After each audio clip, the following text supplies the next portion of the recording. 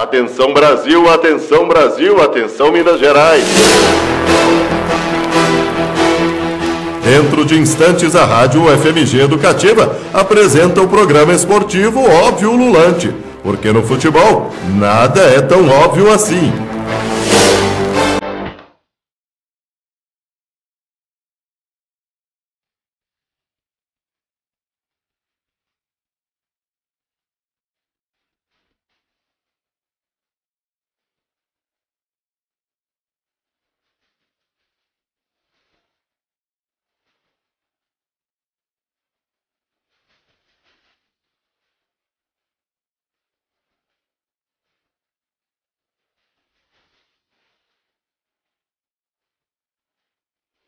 Olá, boa noite para você ouvinte ligado na Rádio UFMG Educativa. Começa agora Óbvio Ululante, ao vivo pelo 104,5 FM ou no fmg.br/rádio. Eu sou o Rafael Miguel e nós vamos juntos até às 7 horas da noite falando de muito futebol.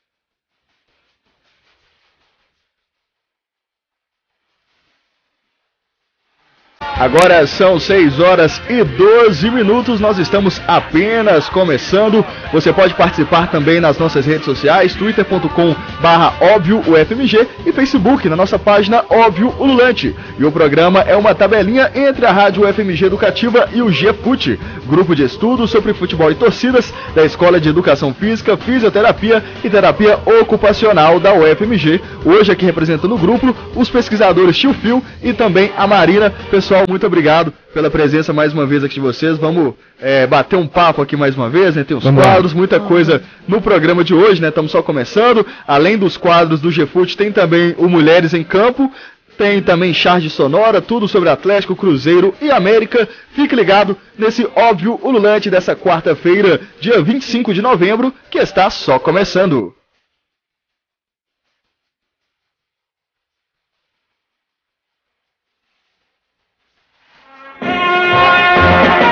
Futebol e arte.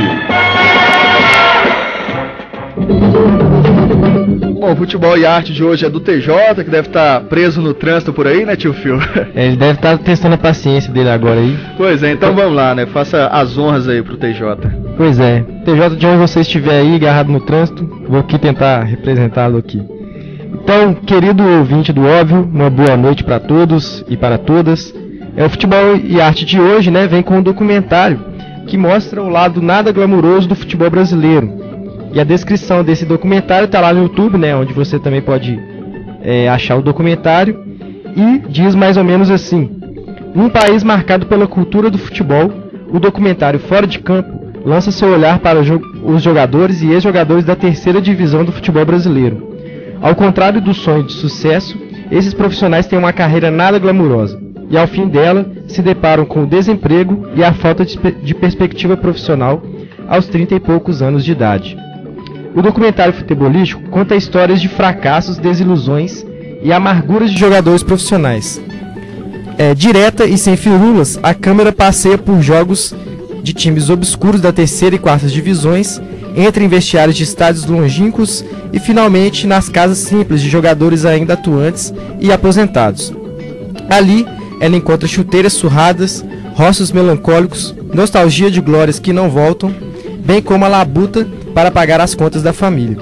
O eixo narrativo inverte a lógica da superação, em que uma derrota parcial é apenas momento da vitória final. Assim, bem realista, a determinação e o esforço não premiam o protagonista e a vitória parcial culmina na derrota derradeira, que encerra o longa sem cartaz, sem superação individual. Fora de Campo mostra que essa realidade é a regra e não a exceção. Aponta que somente 8% dos profissionais que jogam a primeira e segunda divisões do Campeonato Brasileiro. Abaixo dessa elite que aparece na TV, há a espessa base da pirâmide social futebolística, marcada por baixos salários, calotes e desmotivação. E ainda expõe que, mesmo jogadores consagrados em times grandes e no futebol europeu, por vezes terminam pobres e desamparados na aposentadoria. Limitado a expor o drama individual dos personagens, faltou ao documentário dissecar as causas e razões dessa situação agudamente desigual. porque todo o enredo do filme é efeito de superfície da estrutura antidemocrática do futebol brasileiro, que concentra tudo em times gigantes e celebridades. Essa organização concentracionária tem raízes históricas e decorre da promiscuidade entre o monopólio da transmissão televisiva, a cartolagem e as políticas do Ministério dos Esportes. Isso, lamentavelmente, o filme sequer faz alusão e finaliza com pouco mais de 50 minutos com mais a ser dito sobre o tema. Fora de Campo foi realizado para o Doc TV pelo ex-jogador Ardilei Queiroz, em co-direção com Thiago Mendonça, e tem 52 minutos. E aí, se interessou? É só visitar a página do Óbvio aí no Facebook, né? Que a gente disponibiliza lá o link deste documentário para você conferir. Valeu, tio Phil. Vai estar daqui a pouco, né? O link vai estar na nossa página do Facebook. Você pode entrar lá, o Fora de Campo, né? O documentário aí sobre futebol. E é interessante o TJ acrescentar essa crítica, né, ao filme, uma análise um pouco mais aprofundada, porque senão o filme acaba dando a ideia, naturalizando, né, esses problemas que esses jogadores, que a maioria, né, dos jogadores enfrentam, assim. Então acho que a gente tem que ter sempre essa visão um pouco mais crítica, apesar do filme não fazer, né, a gente tem um olhar um pouco mais aprofundado sobre isso aí. Mas o filme mostra também, né, esses jogadores que estão fora da elite, né, do futebol. É até um pouco a sua praia, né, Marina? Esses jogadores que como ele disse, né, é a minoria que são esses que ganham grandes salários, jogam em grandes clubes, é realmente a minoria do futebol brasileiro, né? A realidade é bem diferente. Agora são 6 horas e 18 minutos. Vamos seguindo aqui. Agora temos Mulheres em Campo. Mulheres em Campo.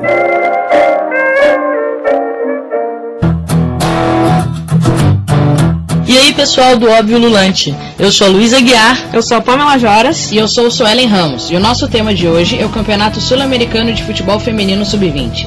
A Seleção Brasileira Sub-20 está disputando o Sul-Americano que acontece em Santos, desde 18 de novembro até o dia 3 de dezembro. Conhecida também como Copa América, essa é uma das principais competições da categoria. Organizada pela Conmebol, a competição reúne 10 equipes e é classificatória para a Copa do Mundo Sub-20. A equipe Sub-20 tem como convocadas jogadoras que se destacaram durante as últimas edições da Copa Libertadores da América e Campeonato Brasileiro da categoria adulta. Isso porque não há torneios nacionais e continentais de clubes para nenhum dos estágios das categorias de base. Apesar disso, na preparação para o Sul-Americano, a equipe Sub-20 já mostrou sua força. Em jogo-treino contra a seleção principal, disputado na Granja Comari, as jogadoras da base surpreenderam, conseguindo um empate por 1-1. Desde 2004, quando foi criado o torneio, o Brasil sagrou-se campeão em todas as edições. Em busca do heptacampeonato, a primeira partida foi contra a Venezuela, que vinha embalada após golear o Paraguai por 4-1. O Brasil, comandado pelo técnico Dorival Bueno, ganhou por 2-1, com gols de Jennifer e Gabi Nunes. A segunda partida foi contra a seleção do Paraguai. O gramado, em más condições do estádio da Portuguesa Santista, dificultou o jogo para as duas equipes, e a partida acabou em empate por 2-2. Com esses resultados, a seleção brasileira está em segundo lugar do Grupo A, com 4 pontos, atrás da Venezuela, que lidera com 6 pontos, porém com um jogo a mais que o Brasil. Os 2 primeiros colocados de cada grupo se classificam para o quadrangular final do torneio. No Grupo B, Argentina e Uruguai lideram a chave. Marco Aurélio Cunha, diretor de futebol feminino da CBF, destacou a importância do torneio e o investimento nas seleções de base da seleção brasileira e no futebol de mulheres. Faltou, contudo, explicitar que investimentos foram esses, uma vez que a simples composição de um grupo para torneios de grande porte pouco contribui para a formação de atletas na base. Todas as partidas da seleção brasileira estão sendo transmitidas pela TV Brasil. O último jogo da primeira fase da seleção é contra o Chile, na próxima quarta-feira, dia 1º de dezembro, às 17 horas. Acompanhem conosco os próximos passos de todas as categorias da seleção brasileira e os principais assuntos do futebol praticado por mulheres. Luísa Aguiar, Pamela Joras e Suelen Ramos, para a Rádio FMG Educativa.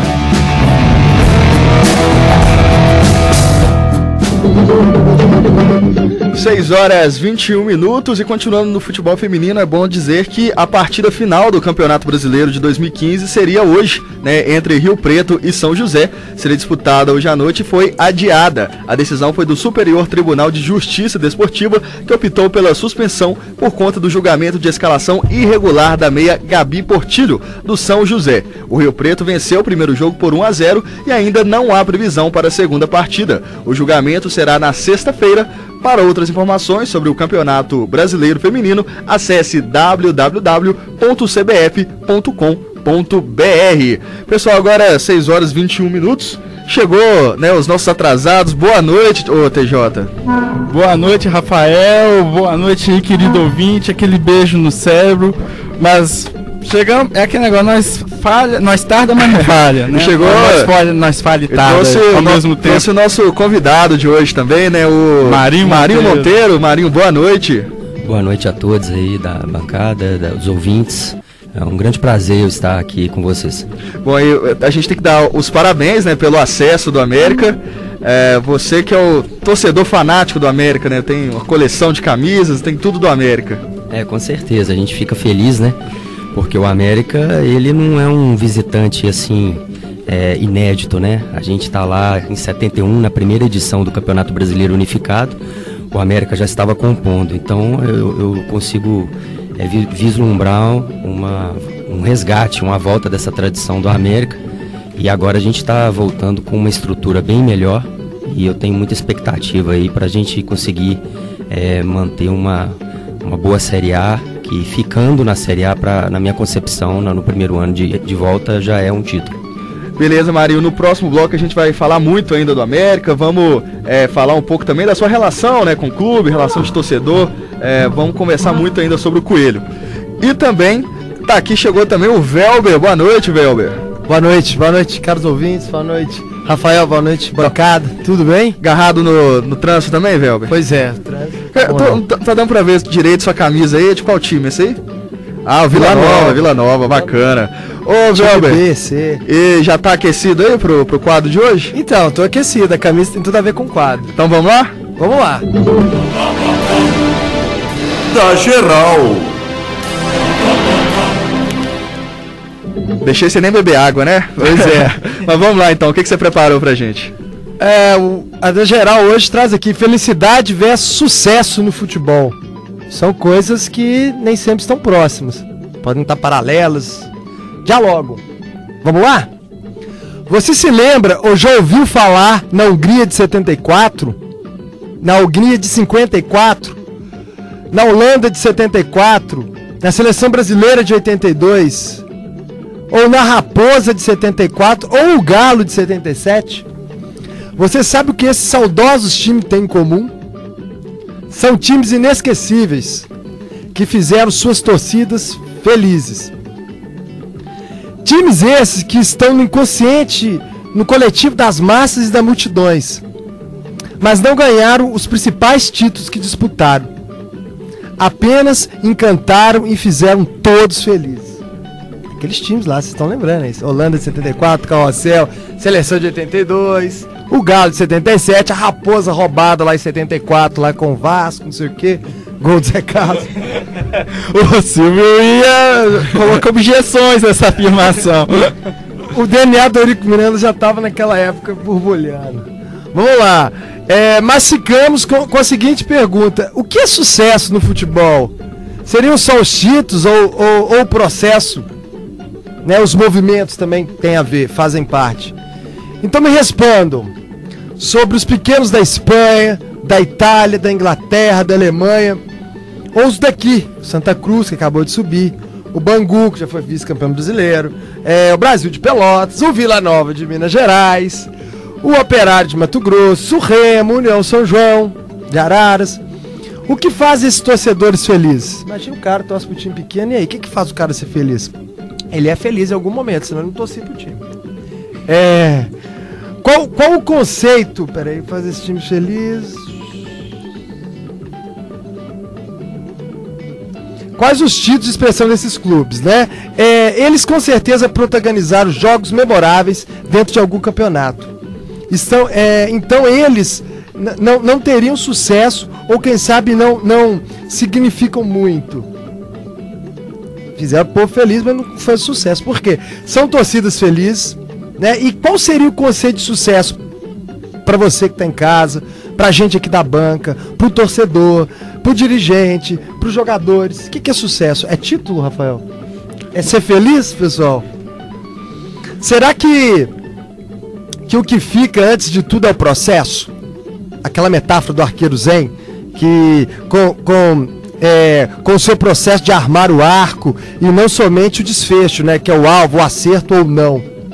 Mesmo com o desfecho sendo o mais importante, que é preparar o arco, preparar para tudo, não é simplesmente o ato, né? É o processo, a preparação do arco lá, armar, etc. É esse processo que não é tão simples. O futebol, como na democracia, não cabe todo mundo ao mesmo tempo. Não dá para todo mundo ser campeão ao mesmo tempo. Não dá para ter 20 campeões da Série B em 2015. Dá para ter um. Mas quem consegue chegar e levar o título pode ser o arco e a flecha, a felicidade e o sucesso. Ou seja, ser pleno. Mas nem por isso os que ficam no caminho deixam de serem felizes, pois fizeram o processo com afinco, coroaram o campeão, valorizaram o título e entraram para a história. A Copa de 82, todo mundo lembra daquela seleção brasileira. A de 74 também, todo mundo lembra da Holanda. E aí são vários campeonatos. Tem um monte de time aqui que foi feliz em algum momento. Mas é isso, deixo para vocês agora. Futebol é só sucesso, é só o título ou tem um processo? Isso também pesa, fica no inconsciente. Pois é, olha, Weber, eu acho que tem gente que te bateria se ouvisse você dizer que o Santa Cruz é time pequeno, hein, principalmente, né, se você estivesse lá no Recife. Mas eu acho que a questão é essa, né? Mas é um time maravilhoso. Então, mas o que é ser um time pequeno também, né? Dentro dessa sua questão, isso é algo importante, exatamente. Para alguém do Rio, às vezes, o Atlético e Cruzeiro, o Grêmio e Inter são times pequenos. Cada um tem aí sua, né, o seu olhar sobre esse universo. Aí, o sucesso é só por título? Essa é a pergunta. Ou o meu time não ganha título há anos, o Vila Nova não ganha título há anos, mas fez jogos memoráveis, jogos inesquecíveis, ou carimbou a faixa de fulano, ou tirou o cara daquele jogo, daquela final. E aí? Então, você falando aí o quadro... A gente vive o dia a dia. A gente não vive só a penúltima ou a antepenúltima rodada do Campeonato Brasileiro 2015. E o ano todo que passou? Não ficou, não? Eu lembrei de duas coisas, assim, principais a partir da sua fala, que foi quando o técnico do América, do feminino do América, veio aqui. O Vitor, isso. E aí ele falou, né, das dificuldades deles, das meninas, da comissão. Muitas delas têm, né, quase todas, eu acho, tem que trabalhar em outros momentos. E o futebol é uma profissão também, mas assim, não dá para ela se dedicar integralmente àquilo, né? E ele, quando ele chegou aqui lamentando, né, o vice-campeonato mineiro, né? E essa é uma coisa que a gente, enquanto professor, a gente tenta quebrar muito assim com os nossos alunos, né? Que o importante mesmo pra gente, assim, o futebol de alto rendimento é lógico que você vai buscar ser campeão, você vai buscar a vitória e tal. Mas a gente, enquanto educadores, e até mesmo para conversar com um profissional do alto rendimento, a gente às vezes ter um olhar diferenciado nesse sentido é importante. E aí a gente falou, pô, cara, eram quantos times? 20. Você ficou em segundo lugar. E olha, e as dificuldades, né? Então isso tudo tem que ser levado em consideração. Então eu considero o trabalho dele super bem sucedido. Apesar de não ter conseguido ser campeão. Né? Não é ser campeão. Aqui a gente não tem essa cultura, mas você vê o Rafael do Atlético falou agora que pô, a gente foi vice, não é de desmerecer. Você vê aí as histórias no esporte, no geral, você vê revezamento de medalha. No Brasil, né, essa cultura do segundo ser o primeiro dos perdedores é muito forte ainda. É isso que eu ia comentar sobre isso, essa questão de que o Welber até começou a pontuar agora. A gente vê, por exemplo, no caso do... Vamos pegar o tênis, que pouco se falava até o Guga ganhar um Grand Slam. Mais recentemente o Gabriel Medina, pouco se falava do surf até ele ser campeão mundial. Ou seja, é uma coisa do brasileiro de valorizar só o... Que é uma coisa que é reverberada também, que é muito... mais do que reverberada, mas ela é na mídia ela é reforçada, exatamente, o fio...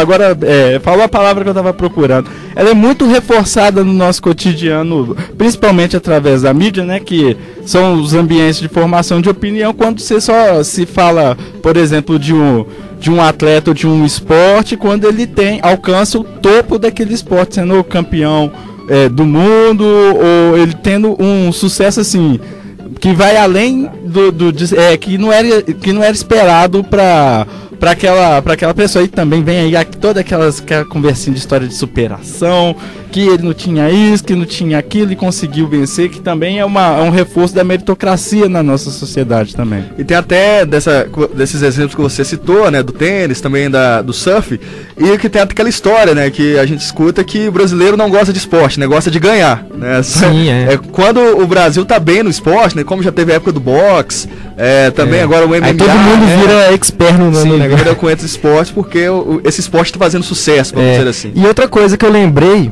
só para não perder aqui, da parte da fala do Velber, foi com o meu trabalho também, assim, que acho que a questão o clube é uma forma, assim, é um catalisador do encontro, sabe? Então acho que para esses torcedores desses times, né, que não tem tanta expressão, assim, não são bem sucedidos no sentido de ganhar torneios, de midiática, disposição, né? Então acho que também. Se você for ali e ver o dia a dia desses caras e, né, o torcedor ali se junta, às vezes, sei lá, 20 no estádio, mas se você chegar lá perto, você vê o papel que o clube tem, né, para esses caras se encontrarem, né, às vezes vai tomar uma cerveja depois, ou faz um churrasco na casa de um. Naquele momento o cara é feliz, não é a final, mas um jogo heróico. E isso tudo suado. E é o clube que catalisa isso, o futebol, né? Assim, a partida do time. E às vezes nem precisa estar rolando a partida, não. Catalisa para outras coisas, para outros momentos, claro. E assim, trazendo mais pros clubes, né, que disputam a primeira, a segunda divisão, tem muito também essa questão do percurso, né? O Atlético, por exemplo, brigou pelo título o ano inteiro. O segundo lugar tá sendo, assim, muitos torcedores criticando, né? Agora, se fosse ao contrário, o time brigando lá embaixo o tempo todo, depois de uma arrancada o time termina em segundo, aí ele seria, né, essa posição seria festejada pela torcida, né? Tem muita essa questão. E até o Marinho tá aqui com a gente, pro América ficar em quarto foi um título, né? Porque valeu a subida de divisão. Perfeitamente. Eu compactuo totalmente com o texto do Velber aí, que é o seguinte, no futebol é uma mescla de sentimentos, de objetivos, focos e contextos. Igual a questão do contexto aí que você mencionou. Você está numa posição lá embaixo e conseguiu uma arrancada como o Mano Menezes conseguiu com o Cruzeiro. E você está lá brigando pro título e chegar em segundo ou em terceiro. A questão, a magia, por exemplo, pro americano é o soerguimento. O América, ele nasce com a cidade praticamente, BH de 1897, o América de 1912. Então o América, Belo Horizonte era uma mera debutante quando o América já travava os clássicos com o Atlético no antigo Prado Mineiro. O América nasceu avassalador, né? Nasceu em 1912, logo em 1916 conquista o campeonato da cidade, que é o Campeonato Mineiro do Contexto, e depois parte para o Deca Campeonato. Vocês imaginam uma criança de 10 anos, em 1916, até os 20 anos de idade, ver um time ser campeão no estado.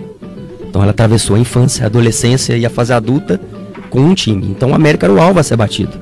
Tanto é que em 1926, onde seria o 11º título seguido do América, foram formadas 2 ligas. A federação, houve uma cisão, houve um complô para tentar minar essa força do América. Acabar com o monopólio? Isso, o América virou os Estados Unidos no pós-Guerra Fria, né? Virou o alvo a ser batido. Então depois disso, o América, ele entrou, né? Foi atravessando as décadas, a era do profissionalismo, não acompanhou devidamente, fez até a camisa vermelha em protesto aos moldes do profissionalismo. E durante as décadas de 40, cresceu as décadas de 50 também, com a Tríplice Coroa de 57, foi mantendo uma estabilidade até os anos 70, e nos anos 80 afundou completamente, não tínhamos nem campo para treinar. Eu estou tentando dar uma passada rápida na história do América para vocês perceberem uma coisa, a questão do soerguer, cair, levantar, isso é muito forte. Isso numa perspectiva alienada de uma massa, às vezes você não vai falar, pô, como é que o cara é americano, ele não está disputando o título mundial da Libertadores. Mas essa questão de, dentro com as nossas possibilidades, você se renascer das cinzas, isso é uma epopeia. Porque você fazer futebol com 40 milhões de torcedores e contratando Sheik e Guerreiro não é sinônimo de sucesso. Concorda? Quase obrigação, né? É. Aí quando não ganha na bola, eles se articulam. Agora o América, ele é uma das menores folhas salariais, né? A gente gastou muito ano passado para subir, subiu, mas teve aquele problema da STJD. Né? O Joinville tá voltando, ao revés. Então a gente começou esse ano com verba mínima. Tanto é que o Campeonato Mineiro foi um laboratório. O ataque do América no Campeonato Mineiro era Rubens e Bruno Sávio. Ou seja, o América trouxe o time da Taça BH para tentar ver quem que ia aguentar jogar um vestibular, para ver quem ia aguentar jogar a Série B. Tanto é que houveram várias contratações para a Série B. E teto salarial, né? Baixíssimo. Só vai ficar quem tiver no teto. Exatamente. Se quiser. Olha as contratações, Velber.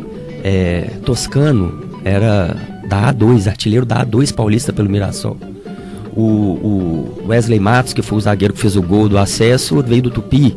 Né? O Richarlison foi uma joia encontrada no histórico celeiro de craques do América. Então, assim, é uma realidade de pé no chão.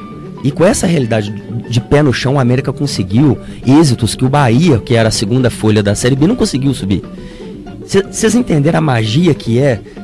É aquela coisa da resistência. Cara, o sucesso, então, não é só ser campeão da Série B Botafogo.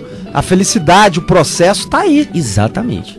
Concordo muito, inclusive, as menções aos times, às seleções que às vezes ficam na nossa memória, né, no nosso coração, e às vezes não conquistaram o Mundial da Copa que eles disputaram. Isso é muito bacana, é uma vitória épica, né? Aquela sequência que o Atlético fez na Copa do Brasil, virando jogos impossíveis, o Cruzeiro numa arrancada avassaladora, o América fazendo dentro da realidade de cada um. E eu acho que isso é a magia do torcedor. Você pode perguntar ao americano, o América, para ele, é maior que o Barcelona. Essas são lições de vida. O América traz uma lição de vida para o nosso dia a dia. Né? A questão do soerguimento, de acreditar, de não ter campo para treinar nos anos 80. O América treinava no batalhão quando o coronel deixava. Inaugurou o Lano Drummond em 89 e a partir disso foi voltando com a sua estrutura aos poucos. Então eu acredito muito, o América vai jogar uma Série A ano que vem sem ter sem nunca ter tido uma estrutura como tem hoje. Agora, o América tem o principal, você falou, CT, bom, estádio. E uma cidade de 2,5 milhões de habitantes tem muito torcedor do América. O torcedor tem que aparecer mais pro time ficar. Porque vai ter um orçamento melhor. Isso. E tem que tentar A segurar gente fica batendo nessa tecla aqui, né? Convocando a torcida do América. E o mais interessante é que o América tem um nicho aí da sociedade, que eu conheço vários que torcem para outros times de outras praças, e que vendo o América como uma terceira alternativa, né, na cidade, ele passa a acompanhar. Né? Então é outra grande possibilidade de angariar torcedores aí. Porque futebol é complicado você fazer com estádio vazio. Agora vocês imaginam uma Série B com 20 clubes. Ou seja, é mais restrito ainda, é mais elitizado ainda. Ô pessoal, agora são 6h39. Vamos só fazer uma parada bem rápido. Já estamos de volta com mais Óbvio Ululante. Ouvinte da Rádio FMG Educativa, dentro de instantes voltamos a apresentar o programa esportivo Óbvio Ululante.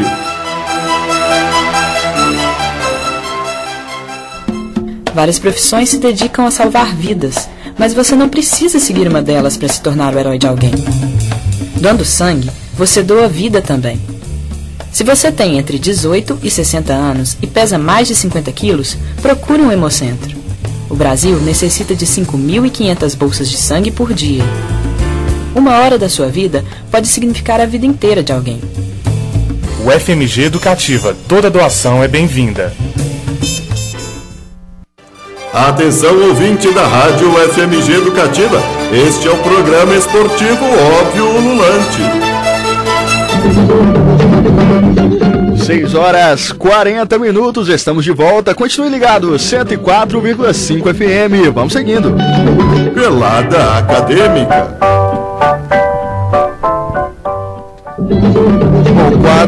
O quadro enviado pela Sara Marina. Vamos lá. Pois é, então o Pelada Acadêmica de hoje traz um livro que reúne os melhores jogadores de futebol de todos os tempos. Aí eu acho que não saímos da temática ainda, hein? Isso, claro, na visão do seu autor, o periodista esportista Brian. E aí uma grande questão, Brian Helby, argentino, Brian Gelby, não sei de onde, Brian Gelby, não sabemos. Aqui a grafia é Gelbe, tá, gente? Gelby, vamos chamar de Gelby, vai. O livro se chama Ícones do Futebol, os 50 melhores jogadores de todos os tempos e suas grandes façanhas. Gelby inicia seu relato com jogadores da década de 30 e chega até a atualidade.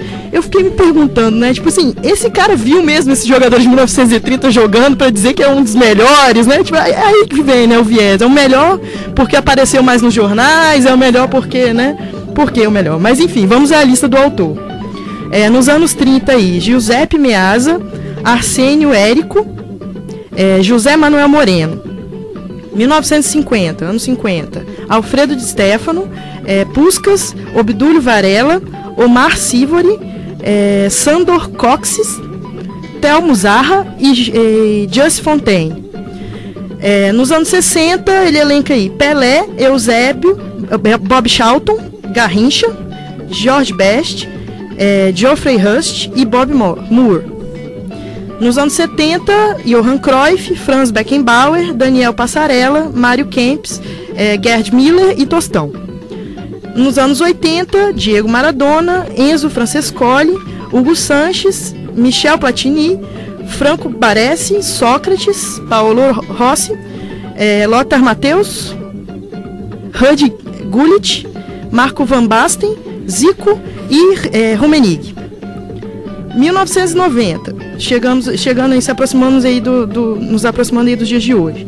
Ronaldo, Paolo Maldini, Carlos Valderrama, Zinedine Zidane, quase um trava-língua, né? Romário, Stoichkov, Roberto Baggio, Michel Laudrup e Chilavert. Na atualidade, temos aí na discussão também que a gente teve aqui antes, né? A gente acha que a atualidade ele está considerando os anos 2000, né? Pra Porque cá. tem jogador que já parou. Messi, Cristiano Ronaldo, Ronaldinho, Iniesta, Riquelme e Xavi. E aí, pessoal, vocês concordam? Pergunta a Sara aí pra gente. Bom, como o autor não mencionou os melhores técnicos, podemos colocar como número 1 ele, o mestre, o cara, o eterno Givanildo de Oliveira. Falou aí nossa amiga americana, Sara. O Marinho deve concordar, né, com o Givanildo. O Giva é o rei do acesso, né? E a gente tá até mal acostumado, porque a gente só subia campeão, né? 97 subimos campeão, 2009 na Série C subimos campeão. Aí chegamos e falou, pô, Giva, subir só não tá bom não, né? Brincadeira, ele é um grande treinador. Todo time de verdade, ou entre aspas, tem a sua galeria de técnico, né? O Givanildo tá na do América, na história. Com certeza. Ô Marinho... Mas o que eu acho legal no Givanildo, a gente viu a entrevista dele há pouco tempo, ele tem prazer ainda em treinar, tem prazer ainda em jogar. Né? Você pega os caras da idade dele um pouquinho mais novo, igual o Luxemburgo, já ganhou muita grana, muito título, tá parado, tá estático, ele não.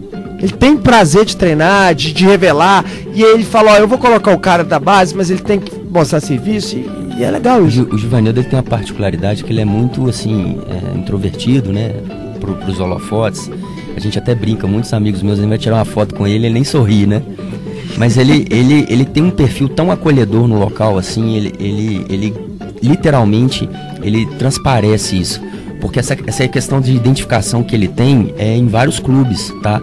A torcida do Paysandu idolatra ele. Ele já teve vários êxitos lá no Pará. A do Santa Cruz. Foi jogador do Santa Cruz. Lá em Pernambuco. Então a gente observa que ele é tão cativante nos locais. É uma questão inerente da figura, da persona pública dele. Ele é muito cativante nos locais onde que ele trabalha. Não é só no América, não. Por isso que é muito comum, aonde ele treinou, ele voltar mais vezes para treinar em outros períodos, em outras épocas. Ô Marinho, e aproveita, né, já estamos falando do América. Como é que começou nessa sua relação de torcedor do Coelho? Como é que foi desde criança como torcedor do América? Isso aí eu brinco que eu conheço o América antes de saber o que era futebol. Porque com 3, 4 anos de idade, aqueles flashes que você tem de infância, eram meus tios com as camisas do América nos almoços de domingo na casa do avô. E eu tinha um avô que é aquele avô assim, vozão mesmo, de deitar no chão pro neto passar em cima. e era apaixonado americano. Então todos os netos se tornaram americanos por causa dessa vocação que a família tinha por parte de mãe, né? Por parte de pai, a minha família é de atleticanos e cruzeirenses. Mas aí foi a questão da convivência, né? E naturalmente você vai criando uma estima muito grande pro clube. E quando meu avô faleceu, eu tinha 10 anos, parece que inconscientemente eu prometi para ele que eu ia seguir essa sina do torcedor americano, que não é fácil, né? Sim, claro. É lutar contra tudo e contra todos, né? A gente não é qualquer um, né? Então aí com 10 anos de idade, com 13 anos eu fiquei com essa noção de guardar algumas coisas que meus tios iam me passando. Comecei a trabalhar 17, 18 anos e passei a ficar assim, até conhecido nesse segmento, e passei a comprar camisas nas mãos dos familiares dos jogadores. Já peguei avião para ir para Porto Alegre para comprar uma camisa na mão de um atleta. Às vezes o atleta não sabia como é que mandava pro SEDEX, era um atleta de origem mais simples. Eu falei, não, eu vou ir. Então assim, alcançou um patamar assim, às vezes até incontrolável. Eu fiquei curioso com esse negócio. Como é que foi o contato inicial para poder pedir a camisa? Quem foi o jogador também, né? O famoso boca a boca aqui na cidade com os colecionadores que já têm mais experiência. Um grande colecionador que eu uso sempre como referência é o Thiago Gontijo, que é do Atlético. Ele foi referência para vários, fez até um site há uns 20 anos atrás, e o Futemania, e ele inspirava a gente, porque ele colecionava do mundo inteiro, priorizando a sua do Atlético. E a partir disso, começa com os contatos. Um ex-atleta que reside em Belo Horizonte, tem um amigo que jogou com ele nos anos 70 e que foi morar em Londrina, foi morar no Paraná, foi morar lá no Rio Grande do Sul, no Rio de Janeiro. Você tem um telefone? Encontramos no encontro de veteranos, de ex-atletas. E assim, você vai naquele aquele trabalho bem meticuloso. É um garimpo mesmo. Garimpo, exatamente. Você falando aí da sua coleção, deu essa curiosidade também.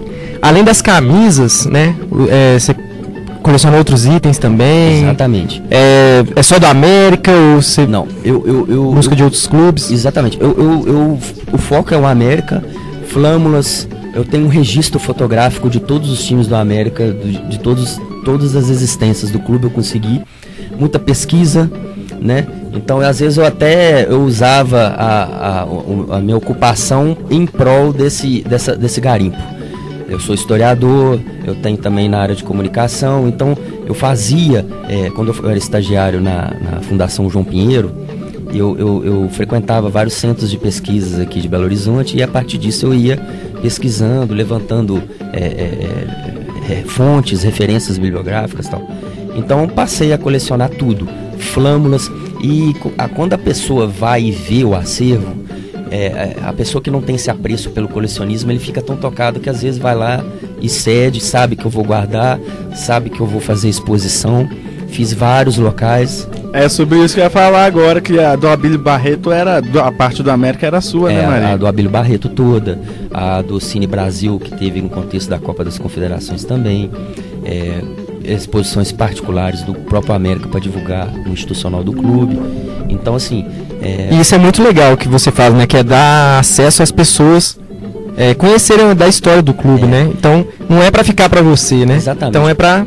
E o mais interessante é que muitos pesquisadores... Dar conhecimento à história do América. Exato. Muitos pesquisadores encontram pesquisa de futebol a partir de periódicos, porque não tinha tantas referências para a época, né?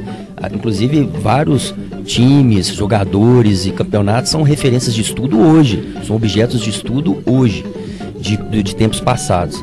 Então, os periódicos, eles salvam muito a questão do imaginário social, das referências. Então, eu fazia, que era a forma de pegar o que está enterrado, escondido, e passar para a torcida de uma forma que, no sentido de defender mesmo as coisas do América e tirar muitos, estigmas, tirar muitas, imagens que às vezes são até pejorativas ao clube. Por exemplo, uma que muita gente brinca comigo, que o América é elitista. Entendeu? Como é que o América é elitista se foi o primeiro time de Belo Horizonte a ter um fundador negro? Como é que foi o primeiro time a ser formado por crianças de 12, 13 anos de idade, que tinham uma criança... Gente, qual que é a diferença da criança para o adulto? Ela não carrega os vícios do adulto. Então a América, sendo formada nos anos 10, falou assim, todo mundo está livre para entrar e jogar no América. Então a América teve o Geraldino de Carvalho em 1912, um jogador negro.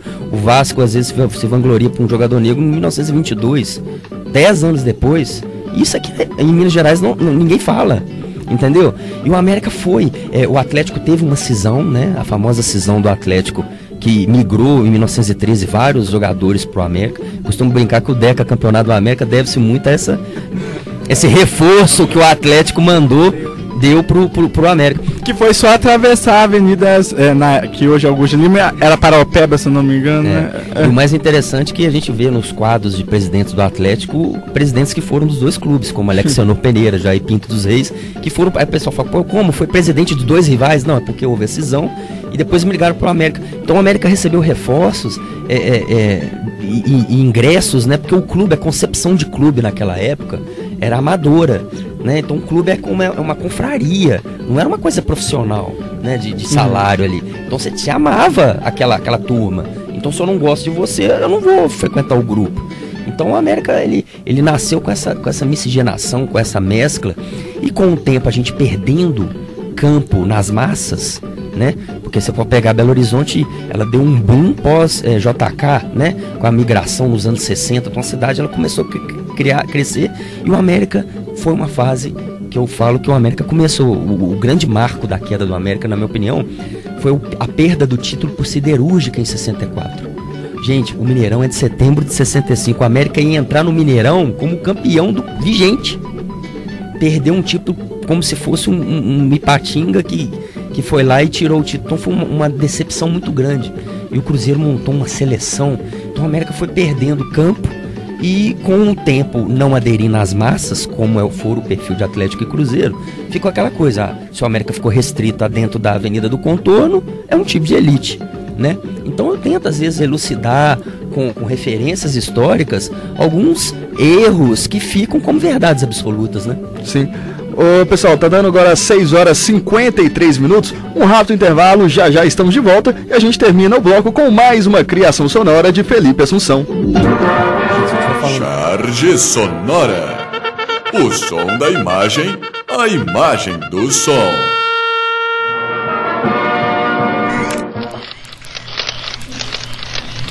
Boa tarde, Levi, tudo bem? Boa tarde. E essa novela da contratação, Levi? Alguma previsão pra acabar? Ainda não, é uma burrice só. E novela tá mais pra filme de terror barato, isso sim. Neste campeonato, esses caras vão encarar uma difícil missão. Mas cuidado, é noite de lua cheia e um novo treinador precisa estar desempregado. Nesse Brasileirão inédito e emocionante, vai ter muita demissão num ano de arrepiar. Essa galera vai passar por maus bocados e aprontar altas escalações. Vem aí, Brasileirão 2015. Charge sonora. O som da imagem, a imagem do som. Ouvinte da Rádio FMG Educativa, dentro de instantes voltamos a apresentar o programa esportivo Óbvio Lulante. Não, mas a memória dele. Está aberta a sessão deste tribunal. Com a palavra, o réu. Excelência, foi o seguinte, eu estava no meu carro, andando da minha faixa e resolvi virar à direita. Foi quando uma bicicleta apareceu na minha frente. Diante dos fatos apresentados, só tenho um veredito. Se liga, você não é dono do trânsito. O carro é seu. O trânsito é nosso. O FMG Educativa. Caso encerrado. Atenção, ouvinte da Rádio FMG Educativa, este é o programa esportivo Óbvio Lulante.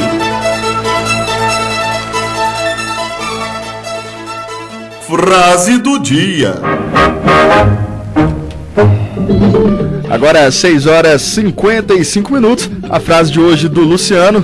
TJ, faça as honras pra gente. Pois é, querido ouvinte, a nossa frase enviada pelo nosso querido Mano Chura, forte abraço para ele. vem logo após o massacre do Barcelona contra o Real Madrid em pleno Santiago Bernabéu. Um dos melhores canais de imprensa esportiva solta uma frase que está entre uma das melhores do ano, segundo o Luciano. E a frase veio da página do Facebook do Olé Brasil. Então vamos a ela, abre aspas. Deve ser desesperador estar no estádio vendo seu time perder de goleada pro Barça e notar que o Messi foi pro aquecimento. Nada é tão ruim que não possa piorar. Fecha aspas, tá aí a frase que o Luciano mandou e realmente é uma frase para entrar. Sim. E quem pagou o pato foi a Roma ontem, né? Que o Messi jogou o tempo inteiro e foi aquele massacre. 6-1, né? Mas além dos torcedores verem o Messi aquecendo, os zagueiros, né?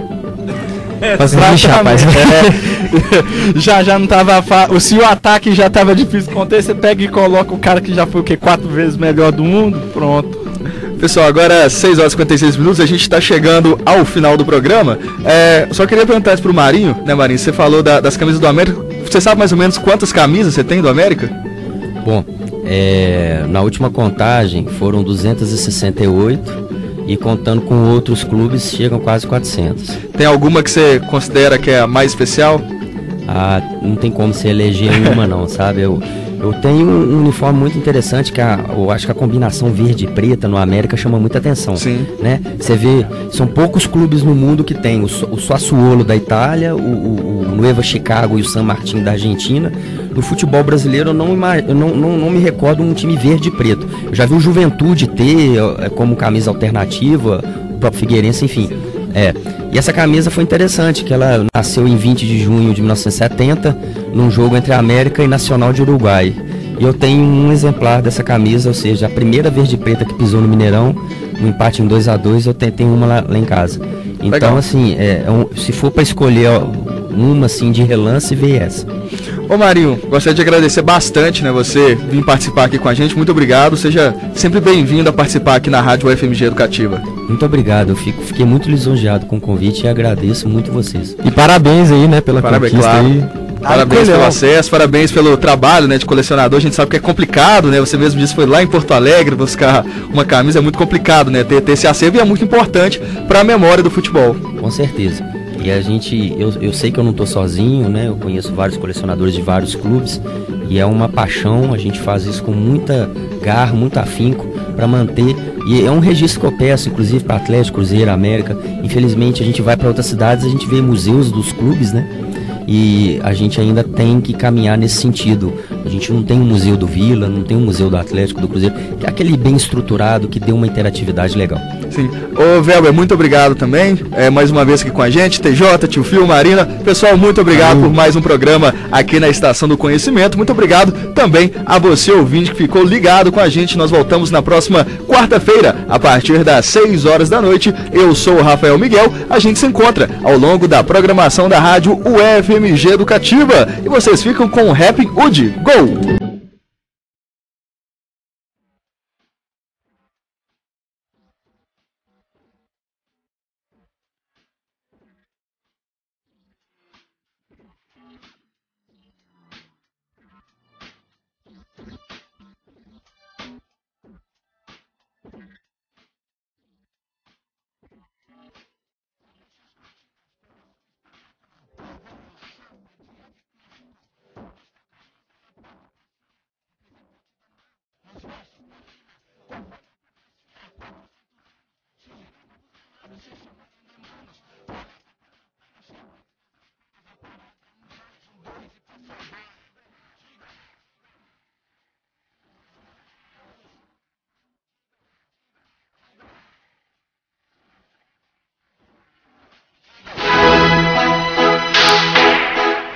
Atenção, rede da UFMG Educativa, termina agora a transmissão do programa esportivo Óbvio Lulante, porque no futebol nada é tão óbvio assim.